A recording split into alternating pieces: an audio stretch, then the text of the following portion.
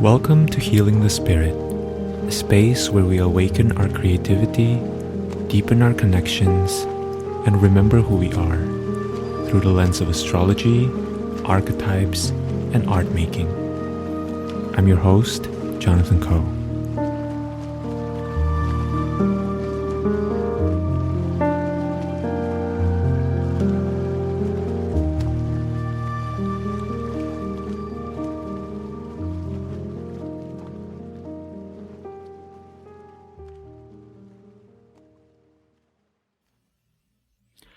Hello everyone, welcome to Healing the Spirit, welcome to this week's episode. I'm excited to share with you some thoughts, reflections, and contemplations for the coming week. This is for May 27, 2024. And as always, my invitation is for you to listen inwards, to feel into what your body, what your heart, your intuition is wanting to share with you, and to give yourself some space to explore that as I am speaking. So on Monday, May 27th, we have Mercury in Taurus sextiling Saturn in Pisces. On Friday the 31st, we have Mercury conjoining Uranus in Taurus. And on Sunday, June 2nd, we have Jupiter in Gemini trining Pluto in Aquarius, and Mercury in Taurus sextiling Neptune in Pisces.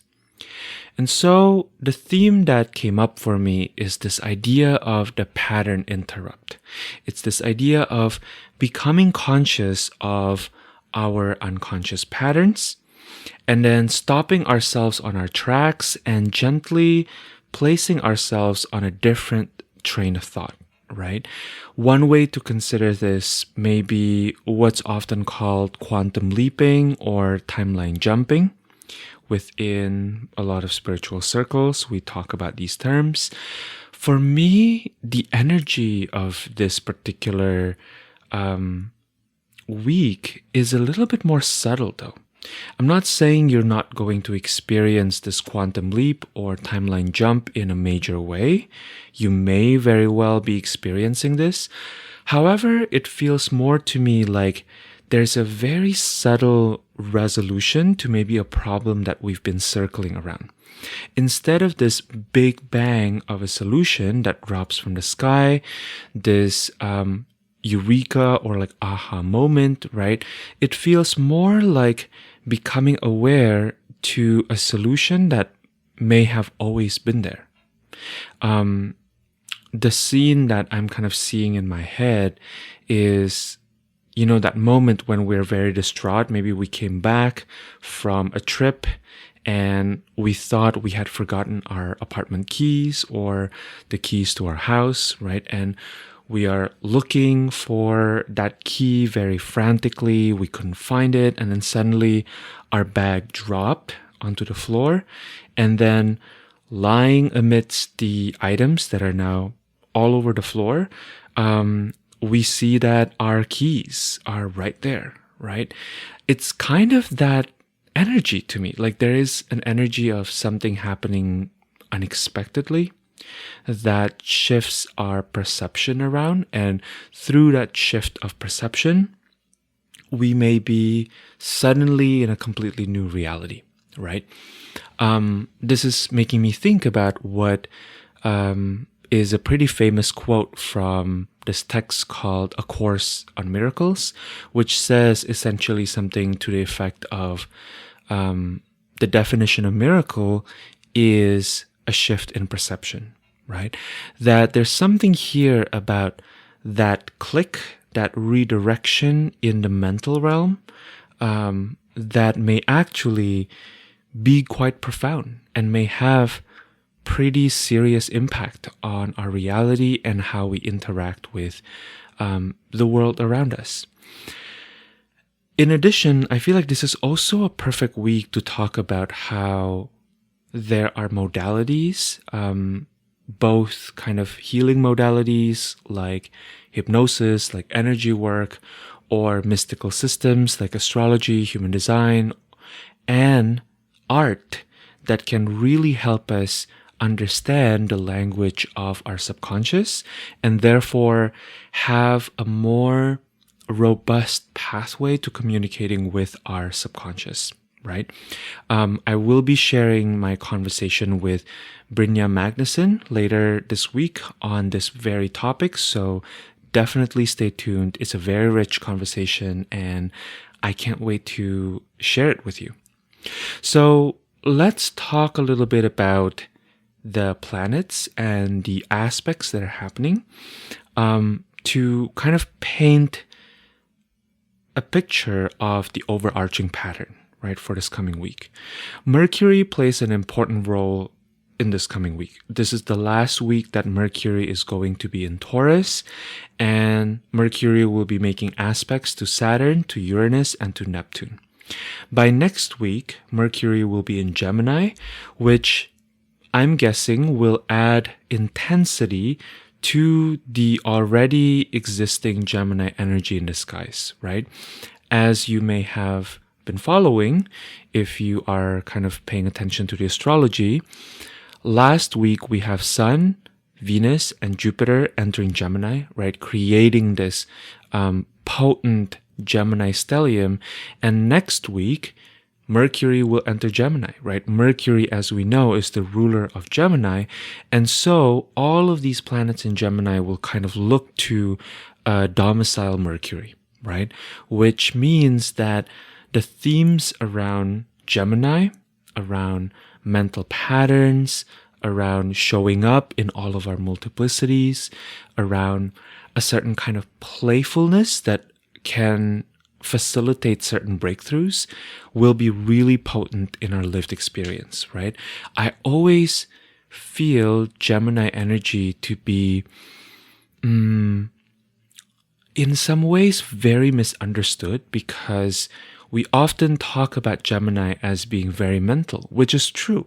I think there is a mental dimension to Gemini, but also there is an awareness, an understanding with Gemini energy that sometimes in order for us to come to a certain truth, we need to circle around, right? We need to create some movement, mental movement, verbal movement, even sometimes physical or tactile movement that can really swish the energy around, and therefore creating the necessary space and flexibility for us to see a new pattern, see a new reality, maybe see a new side, right? Or a side that's always been there, but we haven't been able to see because we've only been interacting with the thing from a very specific perspective and lens, right? So Mercury and Uranus, which is also involved in the astrology this coming week, are both the interrupters of status quo, right? They both shake up the stale. They both shift things around and reorganize reality in ways that can facilitate movement and potentially even breakthroughs, right? When Mercury conjoins a planet, what I found is that Mercury often gives voice to this planet's archetype. So Mercury can enable the planets that it's conjoining with to communicate, and Mercury also amplifies the messages of these planets to us, right? And sometimes there is distortion as well in the amplification. There's no doubt, right? As Mercury is doing its mercurial thing, sometimes there's misunderstandings. Sometimes there's kind of dilution or discoloration, right? That can happen. So we may find that something we're ready to understand through the lens of Uranus, Saturn, or Neptune to be coming up and out as Mercury is making aspects to these three planets. I also think it's important for us to talk about Jupiter in Gemini, creating a trine to Pluto in Aquarius. This feels pretty big. Jupiter is the god of the sky and Pluto is the god of the underworld, right? And last year, Jupiter in Taurus was squaring Pluto in Aquarius around the 17th of May, 2023. And with this square, there may have been tension, there may have been contrast between the body and the mind, right? Aquarius has a lot to do with the conceptual, and Taurus has a lot to do with the body, right? With the sensations, with kind of the animal body. This time, they are shaking hands. Jupiter in Gemini is now ready to be aiding Pluto in gathering information in order to create new worldviews, new patterns, new ways of being in the world and looking at the world. In a way, this shift is also a pattern interrupt, right? Throughout Jupiter's transit in Taurus, we may have been experiencing tension with Pluto being in Aquarius, but now there's collaboration. Now there's agreement. There's maybe even forward momentum between these two planets. Largely, I would say that the astrology of this week is very supportive. There's a lot of possibilities. There's a lot of opportunities for kind of opening up to ways of being that we may not have been open to in the past. And so, what is the implication for us, right? To me, this is really a great time to be fleshing out our dreams and visions, right? This is a beautiful time to be making plans. This is a great time to follow through with maybe any research plans that you've created, with cultivating and testing out ideas. One thing we can consider is possibly what it means to take the next kind of imperfect step towards the realization of that dream or that vision, right? This is a great time to chop up larger plans into smaller steps, into smaller components. If you are someone with plenty of amazing ideas, you may want to just randomly pick one or two, right? And maybe spend the next 4 or 5 days to kind of flesh it out. Sit down, think about them, spend some time with them, right? Growth to me really comes from attention, right? Growth really comes from spending time with whatever the thing is, right? And so one of the best ways to know if an idea will take off or not is to actually spend time with that idea, right? How would that idea evolve if you give yourself the spaciousness and the permission to really just kind of sit with the idea, right? What if you just sit with the idea for 45 minutes at the beginning of each day, right? And then for the ideas that do feel resonant, once you did the thing of kind of thinking about things, right? You may want to just take the next step, and see where that leads us, right? If you are in a moment where maybe not a lot of great ideas are available to you, at least to your conscious mind, this is something that, first of all, is so normal, right? I have my moon in Gemini, and I would say that when I'm feeling relaxed, when I'm feeling kind of in flow with my own life and my own inspiration, I tend to be able to rattle off like 15 million ideas in like a day, right? With no exaggeration, truly. Like I feel like it's just kind of coming through me. But there are times when maybe you have some responsibilities that are kind of present in your mind, right? That are taking up a lot of real estate. Maybe you're just really tired after you are completing a project, or maybe you're moving through a lot of grief, right? This is all part of what I am tracking in the collective. There may be a sense of like, oh, I'm so burnt out, I'm so tired, right? What you may want to do is just to try something random, follow what doesn't seem to make a lot of sense, and allow yourself to release any judgments you may have around things not making sense, right? Maybe there's a part of you that's like, oh, I really need to spend some time redecorating my apartment, right? And it may seem like a silly idea, but consider the possibility that maybe when this is what's coming up for you, what you're really being asked to do is to tend to aspects of your experience that are maybe holding you back from being able to allow that stream of ideas to run without any sort of hindrance or blockages, right? That maybe you need to take some preliminary steps that may seem totally random. Maybe it kind of sounds like, eat steak for dinner tonight. And you're like, what? I'm not really a steak person, or like, go vegetarian for a week, right? And you're like, okay, interesting. And you may find that sometimes following these very subtle cues may lead you somewhere really major, right? Along with this, a practice that may also be deeply helpful is the practice of downsizing our expectations of success, right? To me, this is a theme that feels very present, and as Jupiter continues its journey in Gemini, I think this is something that's going to be pretty major for a lot of us.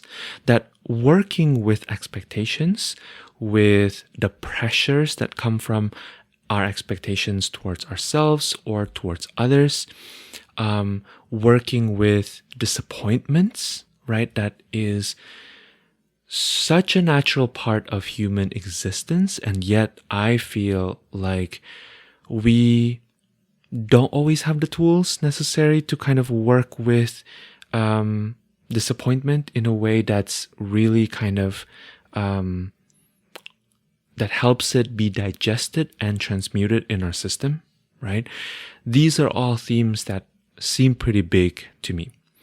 Jupiter in Gemini is feels like a passageway a little bit, right? Because it eventually leads us into Jupiter in Cancer, which is its place of exaltation. And that will happen exactly next year around June 5th, 2025, right? And in the meantime, Jupiter in Gemini provides an invitation for us to sow some seeds. This is a time to be following our curiosity without worrying too much where these curiosities are going to lead us. You are maybe being called to start projects which maybe you will end up abandoning. But in the process of doing the project, you may be learning a lot of skills, right? And learning a lot of perspectives that you didn't know you needed before you truly kind of settle into a bigger and deeper process of giving birth to that which deeply matters to you and which is calling for maybe a kind of expertise that you may not yet have under your belt at this time, right? I keep thinking about this phrase, curiosity as a resource. And this, to me, is a really interesting concept because often when we think about resources, we think about money, right? We think about maybe social capital. We think about the ways in which we can kind of put force on our reality, right? Open some doors that may not feel openable before, right? And in that sense, to me, curiosity can be one of those things, right? Curiosity can really open us up to a whole new dimension that we didn't even know is possible, right? In other words, curiosity is power. There's something so powerful about the person who is able to stay nimble, to ask questions that are relevant, that are pointed, that help clarify, right, or help deepen. And if you live in the United States, right, the American culture is not really one that's super geared towards curiosity, right? A lot of the times, even in social interactions, we can be quite scared of asking people questions, because we don't want to offend people, right? There's a way in which because of the kind of hyper individualistic nature of the American culture, and frankly, a lot of the quote unquote Western cultures, it can feel really hard to kind of get out of our bubbles and to reach across the divide, right, between us and the other person. And sometimes the divide isn't even like a huge divide, right? It's literally just the fact that I am a different person than you, and I don't fully know everything that I need to know about your life to be able to have a meaningful interaction with you, right? And so this ability to stay neutral enough, to stay nimble enough, and to kind of get out of the way enough, right? Not to the point of abandoning the self, obviously, but to being able to actually be curious and allow something to open up within a conversation. There's something so powerful about that, right? There's something so powerful about not jumping into conclusions, not fully believing what your mind is telling you will be the outcome, and rather maybe giving yourself that micro moment of asking, what would curiosity do in this situation? This is a practice I've been returning to, right? What would curiosity do in this situation is such a big and interesting question, because very often the answers are completely unexpected for me, right? Maybe I'm getting really pissed or really activated by a certain interaction that I'm having. And what happens if I let myself be led into the direction that curiosity would prefer to go, rather than following my anger, right? Rather than following my assumption about what this person's intention is? What information might be helpful for you to draw out of this situation or this person, right? In other words, what do I not yet know about the situation or this person? Where can applying a little bit of curiosity bring a certain kind of illumination, right? Clarification. So to me, overall, the pattern that we're really interrupting here is the rigidity of expectations. There's nothing wrong with expectations, right? I think expectations really are a byproduct of our brains, right? Our brains are kind of these super calculators, right? At all times, we're always using our brains, calculating what will happen if we do X, Y, Z, right? I often think about this in terms of like one of those video games, right? Where you are encountering a crossroads and you can go to one direction or the other, right?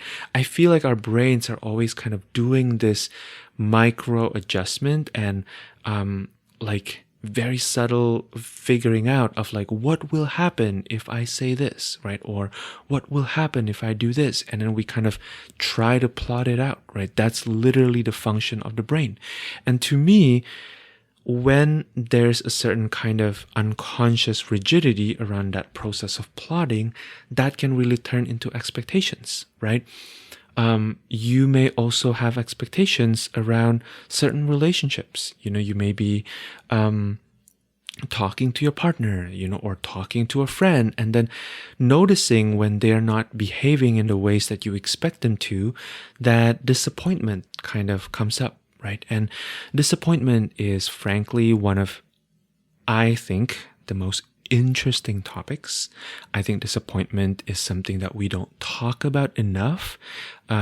We like to go into kind of the sexy land of like trauma healing, right? We like to talk about abuse. We like to talk about ethics, but, and I think all of that is great. I'm not making fun of that, obviously, but I do think that disappointment is so interesting. Something I've been thinking a lot about is specifically in terms of my relationship with people that I kind of consider as authority figures, right? Like kind of parent or mentor, teacher figures, or even just friends that we admire, friends that we think are highly capable, highly talented people that we kind of put on a pedestal.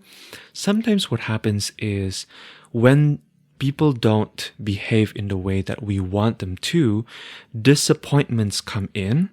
And then we mistake disappointment for abuse. We mistake disappointment for abandonment, right? We mistake disappointment for this person not wanting to have a relationship with us anymore. When the reality is perhaps they're simply behaving in a way that is a little bit unexpected for us and brings us into a space of being disoriented, right? Disappointment is inherently disorienting. Right? And yet, what I found over and over again in my own personal experience, as well as in the experiences of people that I talk to within client sessions or within student relationships, are the ways that disappointments often lead us more deeply into what we value, right? Into what we truly care about. Oftentimes, we are disappointed because we have a certain expectation, and that expectation is also pointing to a certain standard that we have, right? A certain way of looking at the world that we have. This is making me think about Pluto and Aquarius, right? There is power in your unique worldview. There's something so powerful about a person who sees the world in a certain way that the world truly is not at this moment, right? Think about someone like Martin Luther King Jr., right? Think about someone like maybe Mother Teresa, someone like Nelson Mandela, someone who really sees the world beyond what is available, right? And to me, places where we're disappointed show us that kind of future orientation, right? We have access to a way of being, a way of relating, a way of creating maybe that currently is not yet validated, currently is not yet popular, currently is not yet accepted as truth, right? Or accepted as standard operating procedure for the world around us. And so, what if we allow ourselves to be a little less allergic to these potential disappointments, right? What opens up when we allow ourselves to play with the possibility that our disappointments have medicines for us to cultivate, right? That we can eventually share to others in service. And what patterns might we naturally wiggle out of when we work with these disappointments, right? And own them and really let them be part of our experiences. All right, that's it by way of contemplations from me for the coming week. I hope that this is helpful. I hope this is nourishing to you. And as always, I would love to receive your review, or if any of you would like to share this episode with those that you feel may enjoy this episode, I would absolutely be grateful for that, because that is truly the primary way that this project gets out there, word of mouth. So that's it from me. Thank you so much. I am sending you so much love, and I hope that this coming Mercurial week will feel really exciting and opening and illuminating for you. All right. Take care, and I look forward to seeing you again soon. Thank you.